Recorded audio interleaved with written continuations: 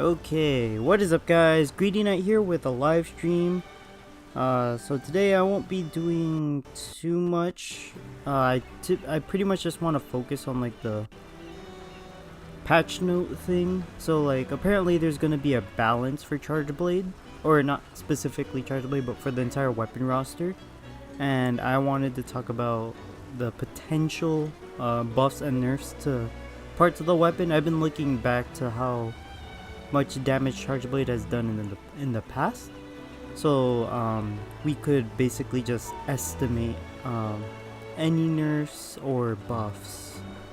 Because one thing I noticed while looking at Charge Blade, basically a lot of the numbers try to stay in line. So like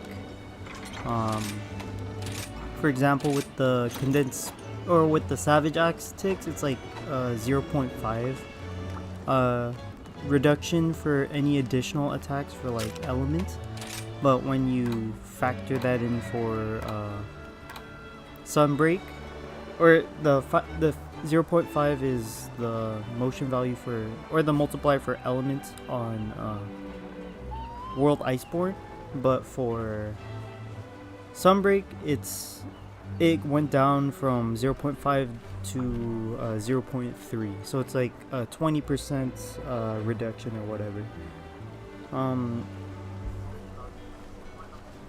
But yeah, so yeah, I don't know what I'm rambling on about, but basically we can guess that if there are buffs and nerfs on Charge Blade specifically, most likely the most likely culprits for what will get nerfed is the motion values for the element file super spam, or super, which is sitting at a whopping 11.25 elemental modifier. Now in context, it's actually lower than it's the lowest, or it's not the highest, but it's not too low compared to other games. So Monster Hunter 4U had a 13.5 multiplier for elements, while Iceborne had 9. So that's right in the middle. It's a good sweet spot. But the problem arises when you start looking at how much elements every weapon had. So in World and 4U, the element was like 40 to 50, and then plus boost it goes up to a maximum of 60, whereas with Charge Blade now it's just breaking the sound barrier of 100.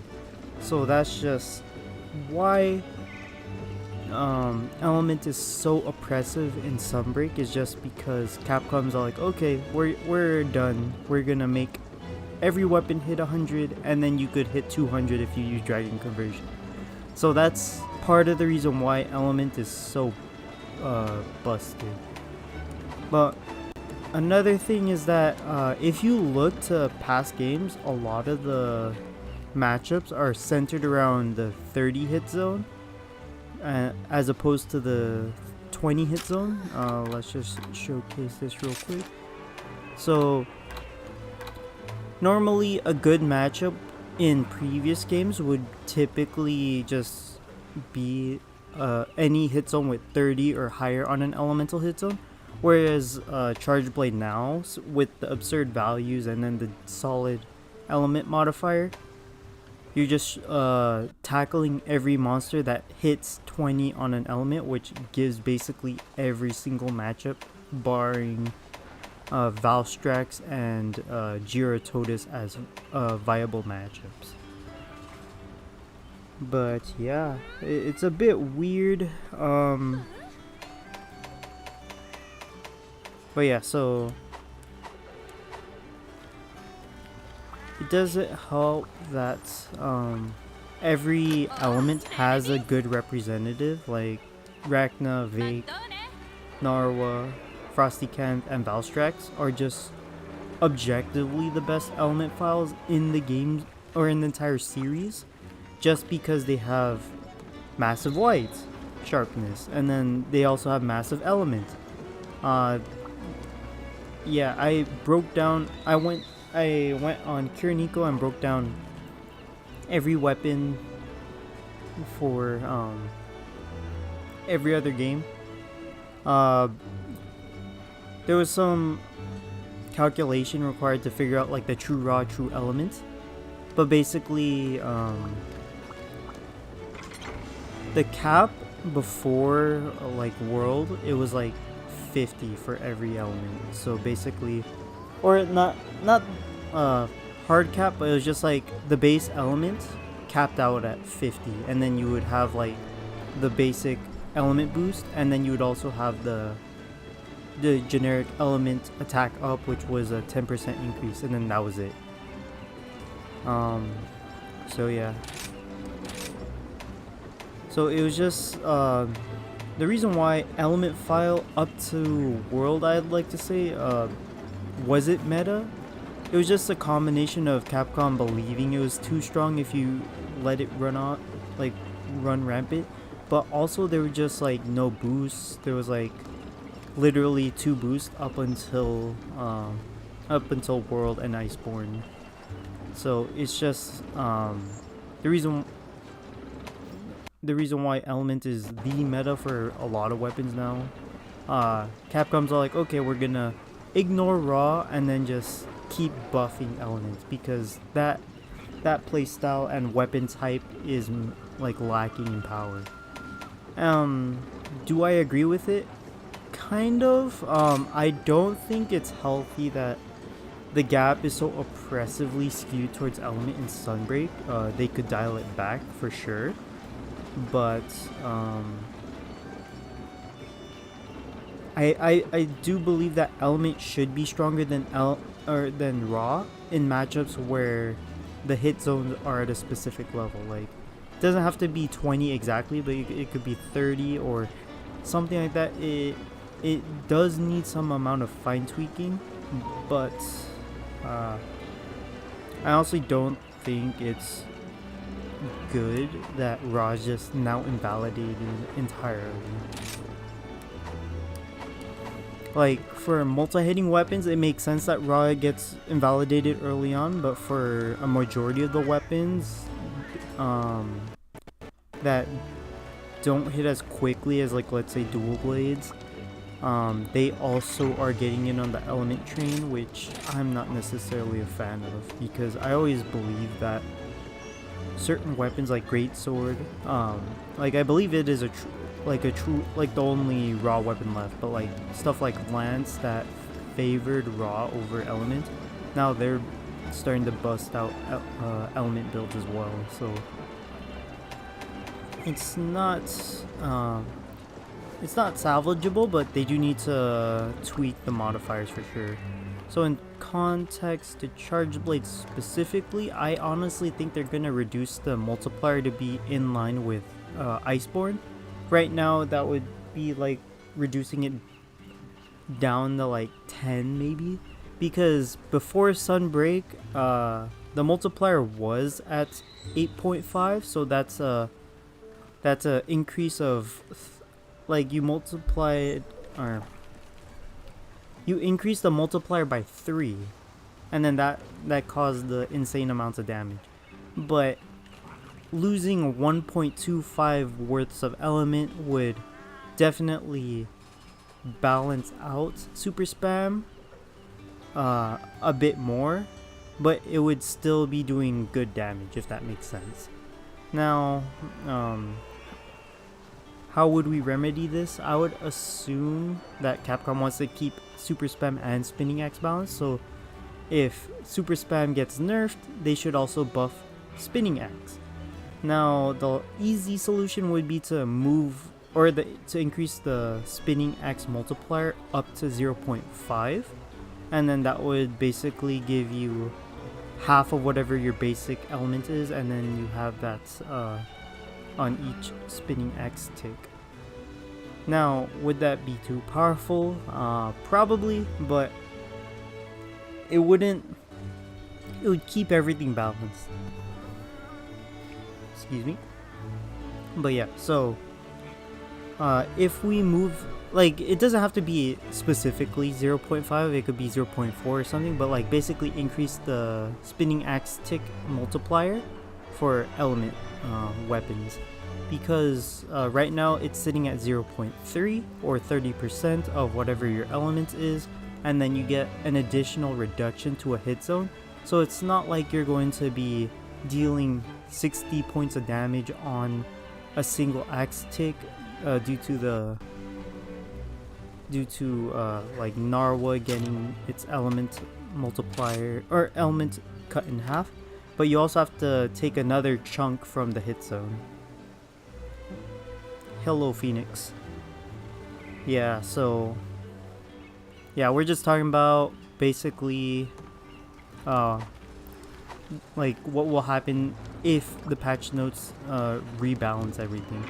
I honestly want Spinning Axe to be stronger because I like the playstyle more than Super Spam. It has a lot more fundamentals that are good to learn as a whole rather than just using Super Spam as a damage crutch. Like Super Spam it does take skill, but it's so isolated from other playstyles compared to the rest of the roster, because you don't really care about critical hits and having good positioning in the sense that or in the same way that other weapons like to position. You only care about railgunning your super along a monster's favorite angle, which is typically down their spine, and then you hit all your fires. Other weapons, they have to hit specific points and in order to do good damage, as opposed to just cheesing the monster with a bunch of really stupid valued damage options. Now, why like Spinning Axe better? It's basically Lance or Dual Blades, in the sense that you have to be hitting your hit zones, and then if you can't, you could just quickly adjust, and then yeah. So basically, if we're talking about playstyles, Spinning Axe is basically the same as every other Blade Master, because all of your damage depends on crits and hit zones, whereas Super Spam just cares about hitting the good elemental hit zones. You don't care about cutting, you don't care about anything else, you just care about a monster's basic elemental resistances. And yeah, so yeah. But I'm thinking, yeah, so I think that they should nerf Super Spam just slightly enough to basically make Spinning Axe more viable, because based on the tier list, that's just purely based on the hit zones. It's not accounting for a monster's patterns, monster's height, or whatever. It's basically just looking at the hit zones and saying, oh, this is mathematically viable. Spinning Axe is typically viable in a lot of matchups with like taller monsters. So like Anjanath is on paper a Super Spam matchup, but it's so much easier to pilot it with Spinning Axe. Doesn't mean that you can't use Element File on Anjanath. It's just that the way he behaves leaves very little openings. You have to learn the matchup more in depth than other matchups. And then yeah, there's just a lot more matchup knowledge required to pick up a monster like Anjanath using Super Spam.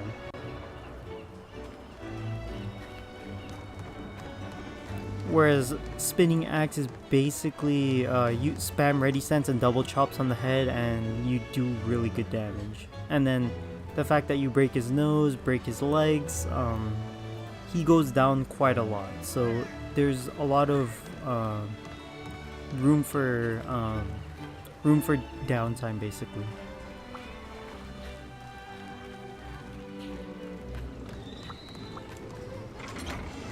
But yeah, I think that's all I wanted to talk about in terms of like balance notes.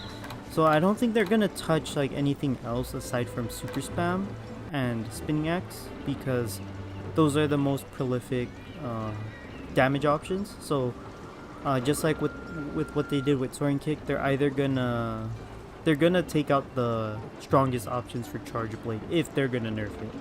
Not saying they will, but moving from World to Iceborne, it went from a 10 multiplier to a 9 multiplier, so I'm assuming they're gonna do a similar nerf for super spam, which it would make sense if it went down to like 10 or 9. That just means that it'll be slightly harder to get 1000 damage on each file, but that should be fine. And then yeah, so this layered army, let me just pull it up. Yeah, I've been using this one, so it's the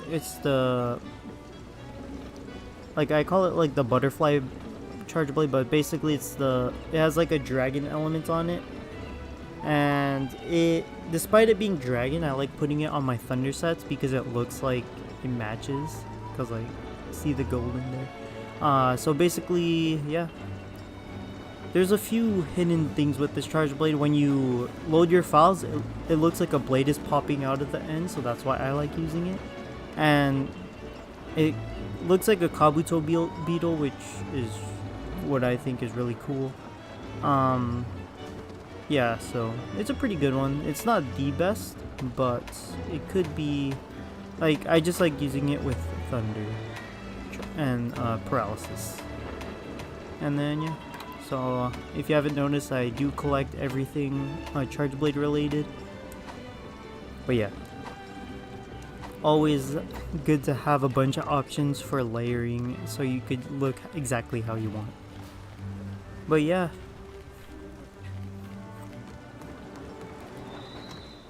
I honestly don't know what else to talk about in regards to like the patch notes. Yeah, cause like the main problem with balancing element file, every other game has never broken 100. So it's just like, how do you balance the multipliers so that element file is fair? Because before World and Ice, or before Sunbreak and Rise, positioning was an actual logistical nightmare for Charge Blade. Morphing Advance just solved that like super well. Basically, you could just always land all of your files in ideal locations, whereas every other game struggled with positioning. So there isn't a direct nerf or buff that could be done to address the 1000 files except for changing the multipliers. And as we know, Capcom will not like nerf the weapons. Like, you won't see Narwhal losing thunder element, it'll just stay that way pretty much. So the only way to like essentially balance the formula is to change the multipliers or the motion values. Which, yeah.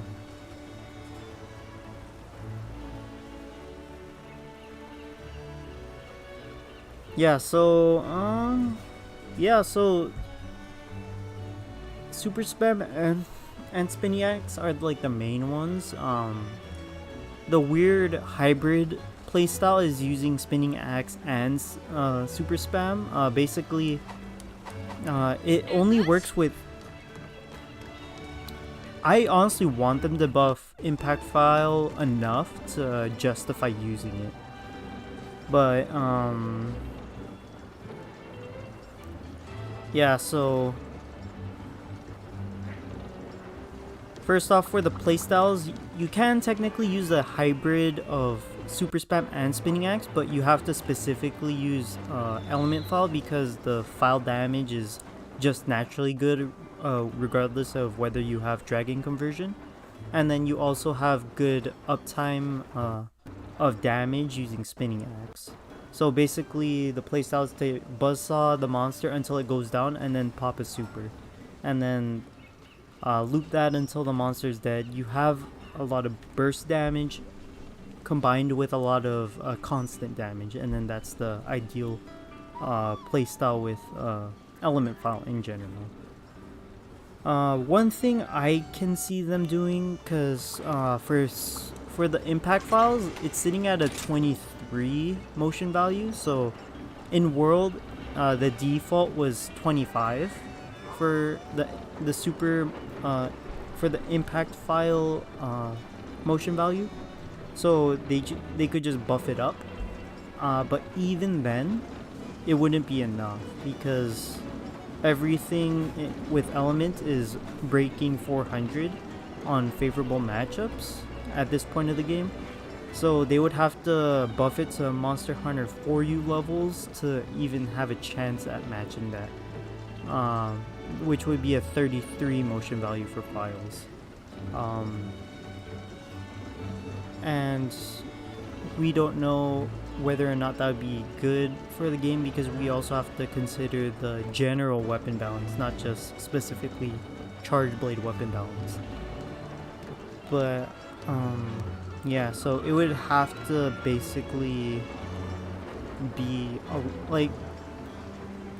there would have to be a new skill implemented or something like that that enables impact file to somewhat match element file. But I'm not the designer, so only Capcom would know at this point.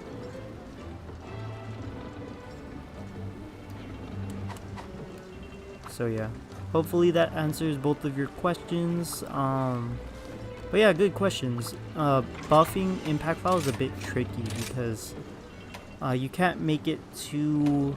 You can't make like, let me pull up my dereliction set real quick.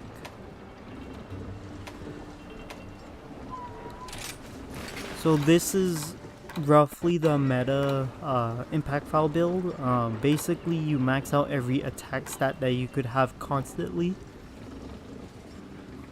and then this will allow you to output 200 damage worth of files. Is that going to be enough? Definitely not. So there needs to be another skill that either doubles your impact file or something like that. But basically, it's not enough. Yeah, so yeah, one thing with impact file, it's pretty much the most useful as you head on up to master rank, because once you are in game, you have the materials and resources to build and swap between every element file set. Impact file is the most cost efficient when you're trying to climb up. Yeah.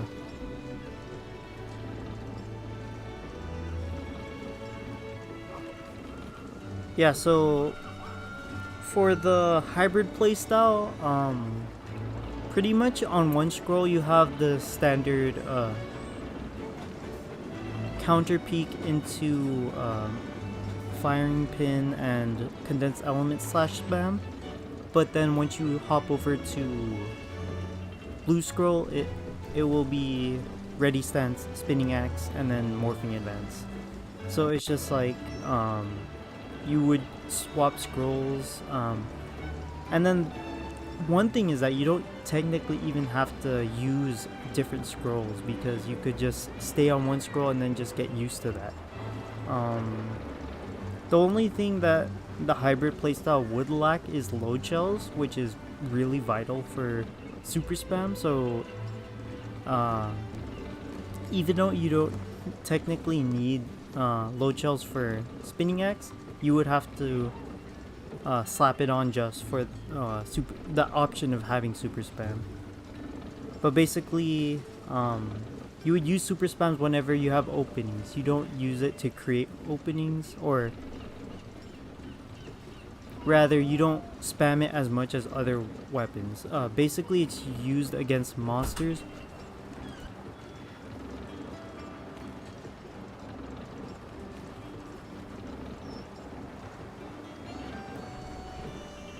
So yeah, you don't. So you would basically use the hybrid playstyle against monsters that are hard to um, use super spam on. So that way, when the monster's down, you have the option to do a bunch of burst damage on top of spinning chops. It would take a lot of testing, in my opinion, because you would have to basically figure out all of the opportunities to use your supers, but it would just be increasing your overall downtime of damage.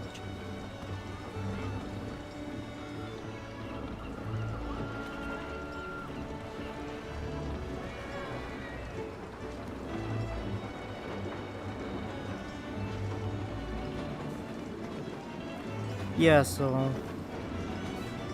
yeah, hybrid does take more testing. Yeah.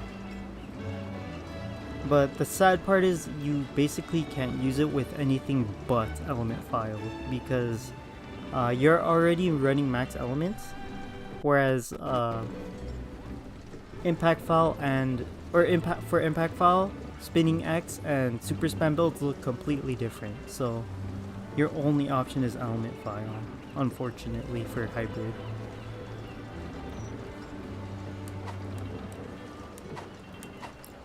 So in terms of matchup for what a good hybrid would look like, or like good matchups for the hybrid playstyle would most likely be like, let me just pull this up. So they would have to be aggressive enough in order to justify using spinning axe over super spam, but have good enough hit zones to justify popping a super at some point during the hunt. So to some extent, Nargacuga could be an example. Now you can technically just use super spam on Lucian Nargacuga and its base form, just because you just aim for the cut wing and then it dies. But like Rajang could be a good example, just because it's super mobile, so you have to be able to keep up with it by using your risen set, and then when the monster or when it gets tripped or something, you pop your super just so you could get that huge burst of DPS. And then yeah, arguably Velkhana, but Team Darkside has shown that you could just melt it with 4 charge blades, so yeah.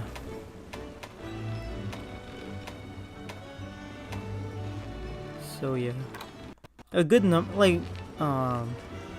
Lunagaron is a decent example of a good hybrid matchup, because while it's not fully iced up, basically all of your element files will be doing like 200 damage, but once it is iced up, you could just slap it and then it breaks the armor, and then once it's down, you just make use of its good cutting hit zones to just buzzsaw him down to size.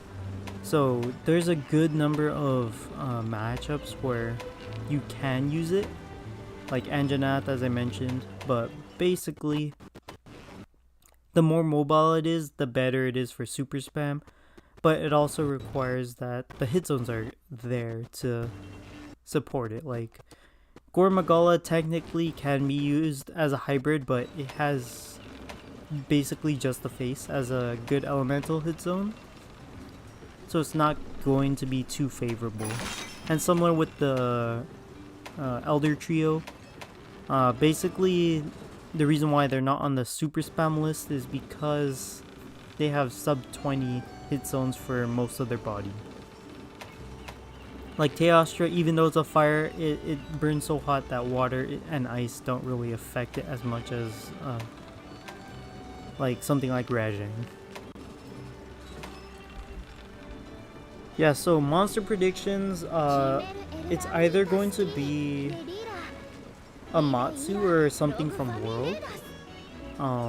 I'm looking forward to seeing Amatsu because his charge blade is, or his or her charge blade, I forget the gender of Amatsu, but basically the charge blade is so good. I was so sad that we couldn't layer in Monster Hunter GU, but when it most likely comes to Sunbreak, that'll be on every single charge blade that I could cram. It's such a good charge blade. I love the design. I'm not sure if they're gonna rework the stats because it was like it had massive blue sharpness and high raw, but it wasn't too meta defining compared to like Rust Razor and G. And then the other two monsters I've been seeing pop up constantly is Risen Shigaru and a variant of Malzeno. Now, I would love to have a Malzeno variant because it just fits in with the lore.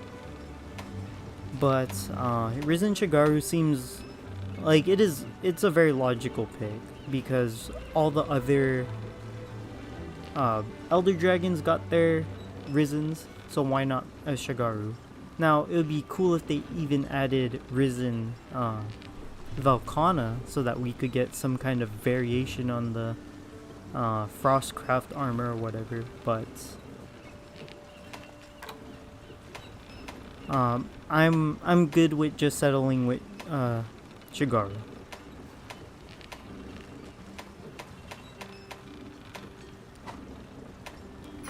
But yeah, I'm just looking through what other. Oh yeah, so apparently, Apex monsters are being rumored to be coming back in Afflicted hunts.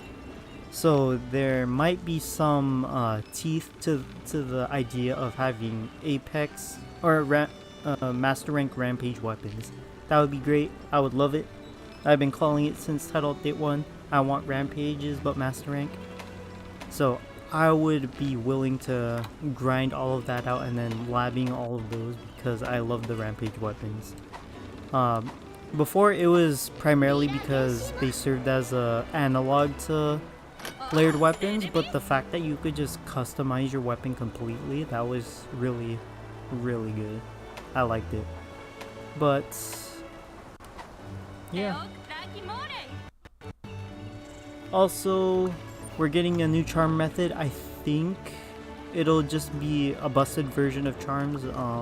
Looking back to Monster Hunter 4U, I would expect this last melding method to be in line with that, where you need to be farming some kind of super rare material only acquired from those monsters, and then you would grind it to death to get a perfect charm. Like imagine an attack +5 and a weakness exploit +3. That would just be bananas.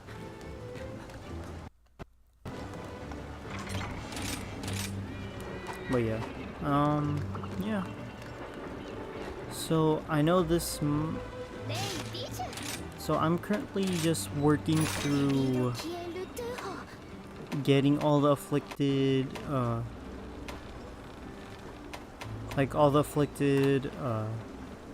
quests. I'm making decent progress, but I still need to max everything out. I'm kind of just taking a break because I recently hit 1100 hours on Sunbreak cumulatively, so I'm just like, yeah, this is a good stopping point for now. Yeah, so the problem with having a Storm Soul deco is just because level 4 and 5 exists, and then that just makes all of your armor sets gain, like it's basically a Talca but in a decoration form. That's not a good idea.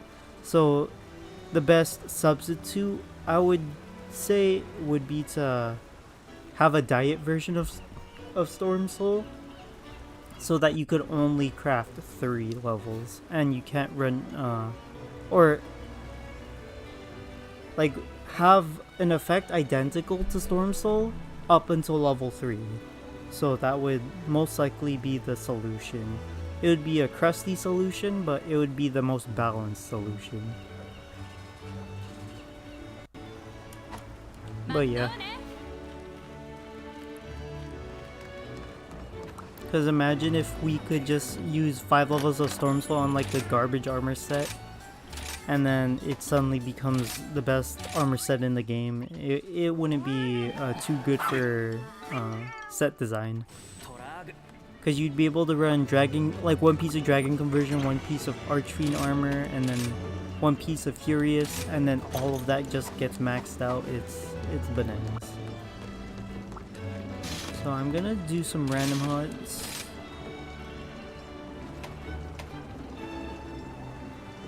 Yeah, so definitely just have some kind of limit on the Stormsoul skill so it only has the 5% increase per level. Because I'm kind of getting tired of having my water, ice, and fire sets just being stronger than my dragon and thunder.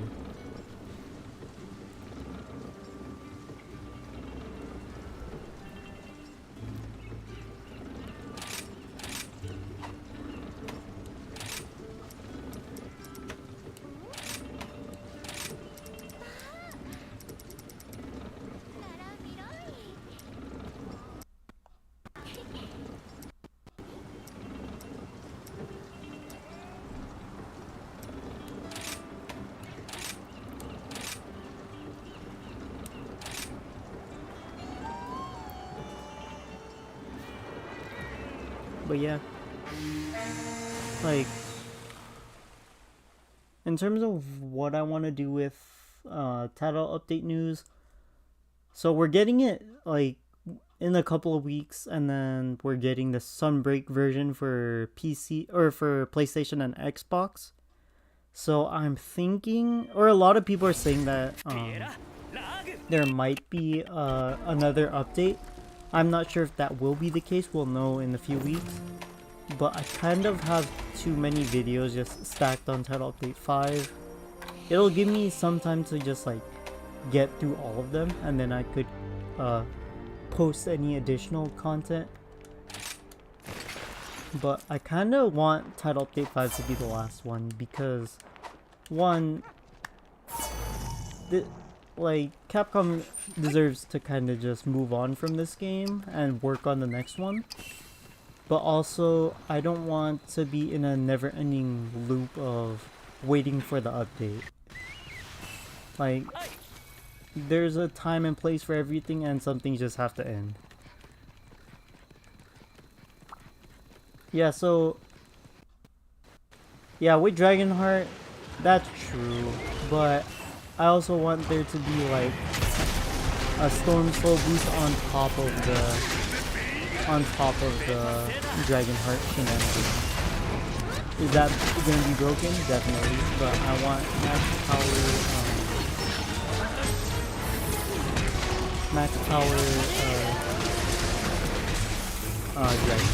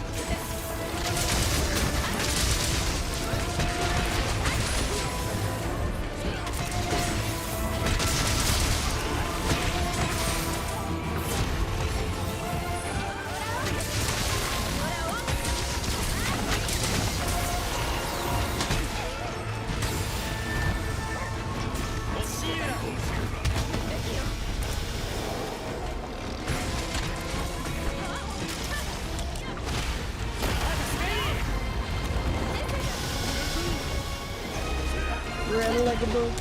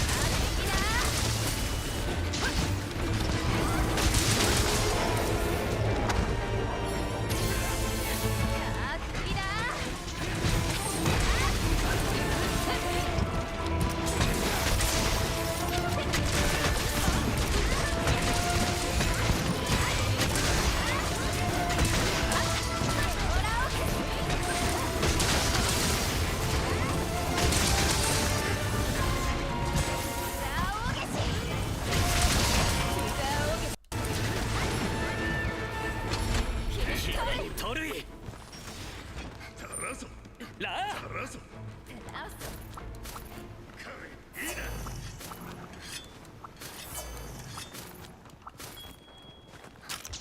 ベニネフラ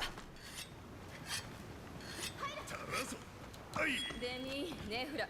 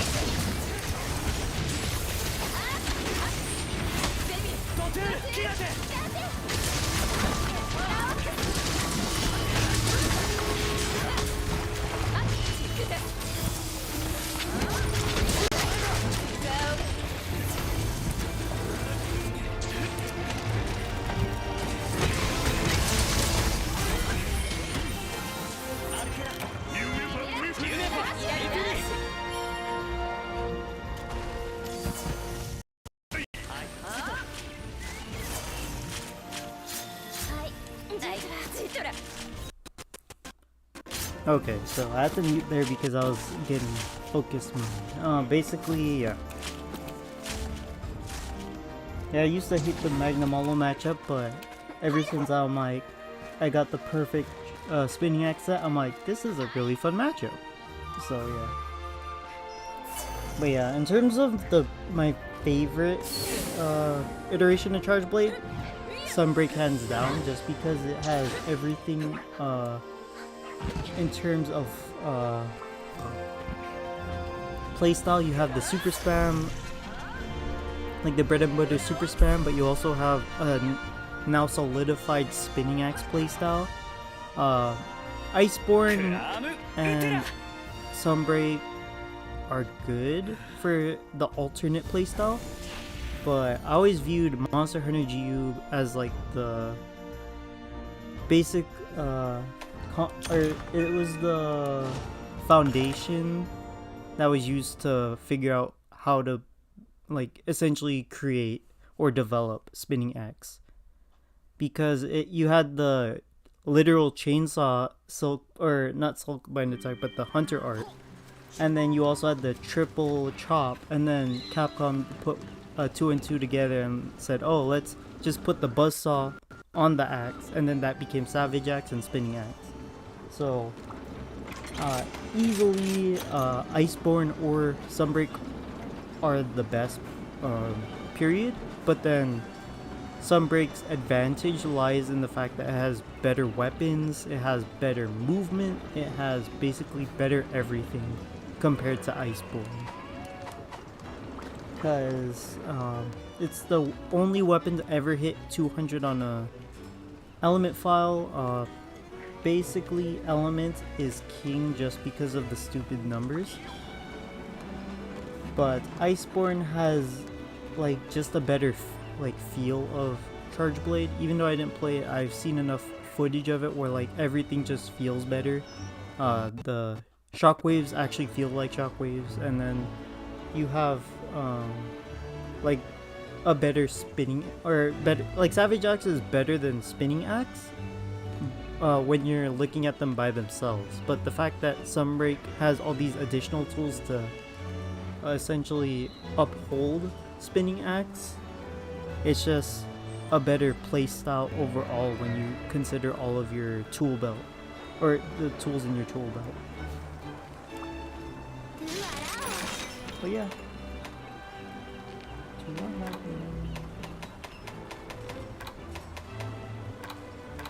Yeah, so in terms of the best strategy to get like anomaly hunts, you basically just hunt randomly and then pray you get it.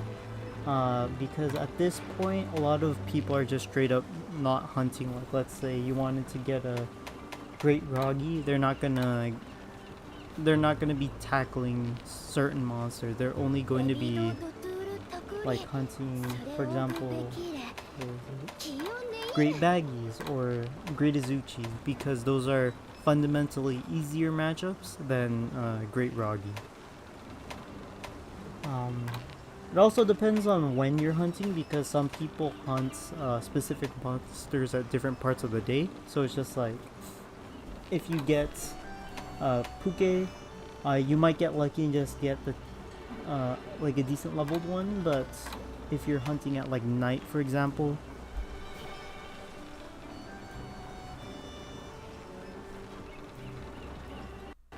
it'll just be basically, yeah, so it just basically just depend on your area, when you're hunting, and all that good stuff.